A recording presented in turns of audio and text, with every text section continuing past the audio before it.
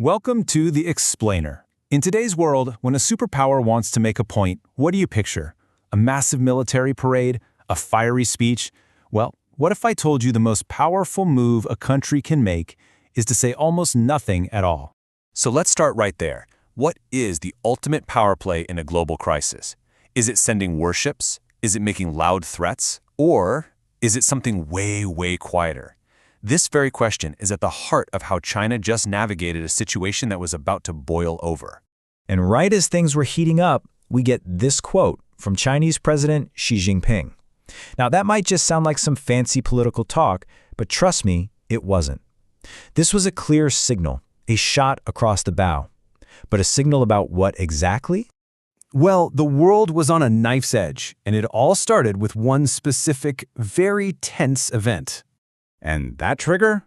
The United States blockading Iranian ports.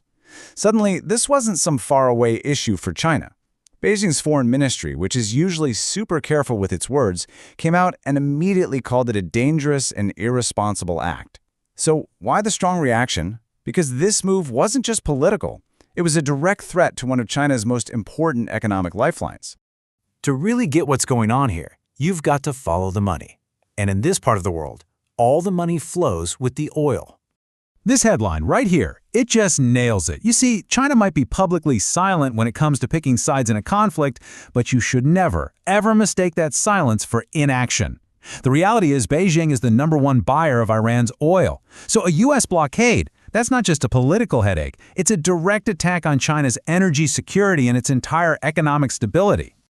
So let's break down this geopolitical chessboard. For the United States, this is all about maintaining regional power and making sure its sanctions stick. For Iran, it's literally about survival. They have to get their oil out.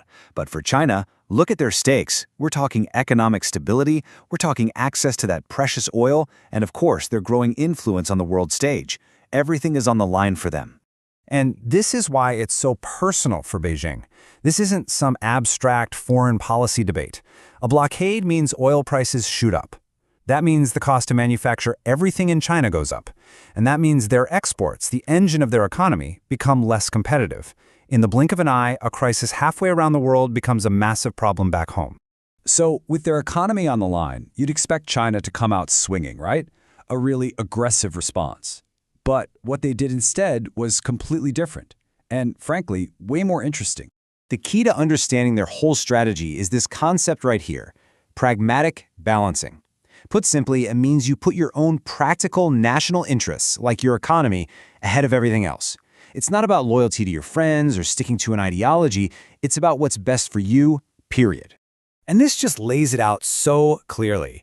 Everyone expected China to loudly condemn the U.S., maybe send military aid to Iran, make a big show of it.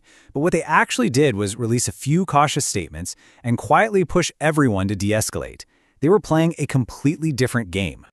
Okay, this is my favorite part, because this is where you see the real genius of the strategy. So, publicly, they're calling the U.S. blockade dangerous. But behind the scenes, they're on the phone with Iran, pressuring them to guarantee that ships can still pass safely through the Strait of Hormuz. They were managing both sides of the conflict, all to protect their own economic interests. It's a masterclass in quiet diplomacy.